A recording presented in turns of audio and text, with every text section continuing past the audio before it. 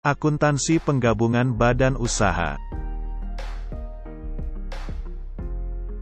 Dari segi organisasi, pengembangan perusahaan dapat dilakukan dengan ekspansi dan penggabungan badan usaha. Dengan ekspansi, perluasan usaha dilakukan dengan hanya melibatkan unit-unit yang ada dalam organisasi perusahaan, seperti penambahan produk baru, daerah pemasaran baru, metode penjualan yang baru atau pengembangan proses produksi baru. Sedangkan dalam penggabungan badan usaha, akan melibatkan unit-unit yang ada di luar organisasi. Sumber ekonomi perusahaan digabungkan dengan sumber ekonomi perusahaan lainnya. Unit yang digabungkan dapat berupa perusahaan langganan atau supplier, perusahaan yang menjual produk sejenis ataupun tidak sejenis. Penggabungan badan usaha dapat dilakukan dengan 1. Konsolidasi, penggabungan dengan jalan membentuk perusahaan baru, sedang perusahaan yang menggabungkan diri dibubarkan. 2. Merger, penggabungan dengan jalan mengambil alih seluruh aktiva neto perusahaan lain oleh perusahaan yang akan melanjutkan usaha, dan perusahaan yang diambil alih dibubarkan.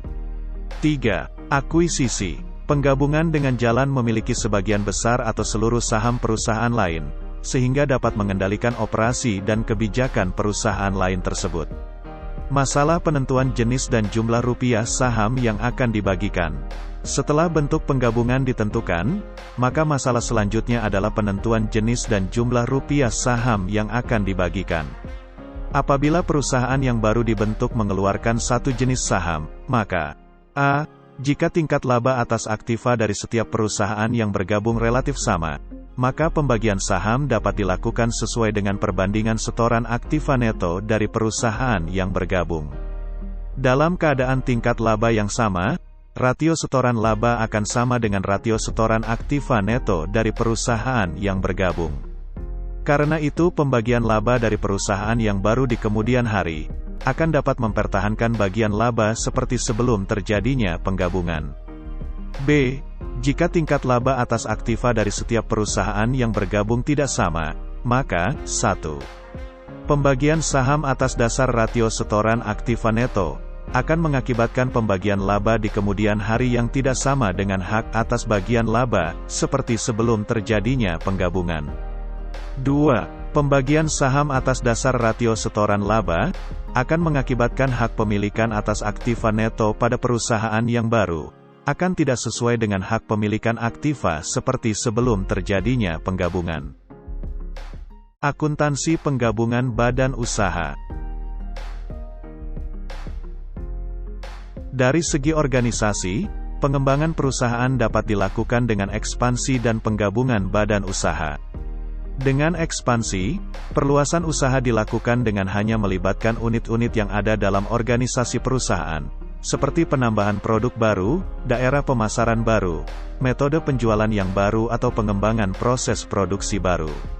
Sedangkan dalam penggabungan badan usaha, akan melibatkan unit-unit yang ada di luar organisasi. Sumber ekonomi perusahaan digabungkan dengan sumber ekonomi perusahaan lainnya. Unit yang digabungkan dapat berupa perusahaan langganan atau supplier, perusahaan yang menjual produk sejenis ataupun tidak sejenis. Penggabungan badan usaha dapat dilakukan dengan 1. Konsolidasi, penggabungan dengan jalan membentuk perusahaan baru, sedang perusahaan yang menggabungkan diri dibubarkan. 2. Merger, penggabungan dengan jalan mengambil alih seluruh aktiva neto perusahaan lain oleh perusahaan yang akan melanjutkan usaha, dan perusahaan yang diambil alih dibubarkan.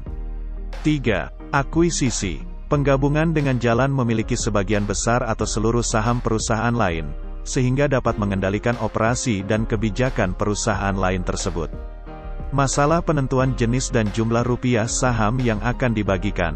Setelah bentuk penggabungan ditentukan, maka masalah selanjutnya adalah penentuan jenis dan jumlah rupiah saham yang akan dibagikan. Apabila perusahaan yang baru dibentuk mengeluarkan satu jenis saham, maka A.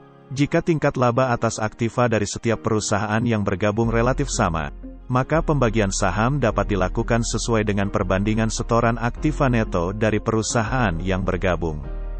Dalam keadaan tingkat laba yang sama, ratio setoran laba akan sama dengan ratio setoran aktiva neto dari perusahaan yang bergabung. Karena itu pembagian laba dari perusahaan yang baru di kemudian hari, akan dapat mempertahankan bagian laba seperti sebelum terjadinya penggabungan.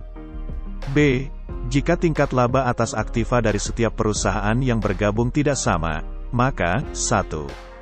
Pembagian saham atas dasar rasio setoran aktiva neto, akan mengakibatkan pembagian laba di kemudian hari yang tidak sama dengan hak atas bagian laba, seperti sebelum terjadinya penggabungan.